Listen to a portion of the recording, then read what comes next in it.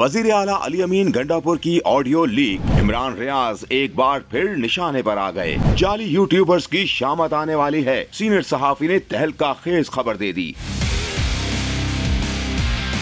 हुकूमत के बाद तहरीक इंसाफ भी फेक न्यूज से परेशान। अली अमीन गंडापुर की ऑडियो लीक की गूंज। गुफ्तगू में पीटीआई के हिमायती यूट्यूबर इमरान रियाज को खरी खरी सुना दी। क्या सोशल मीडिया पर झूठ फैलाने वालों की भी शामत आने वाली है? सीनियर सहाफी मंसूर अली खान अंदर की खबर ले आए।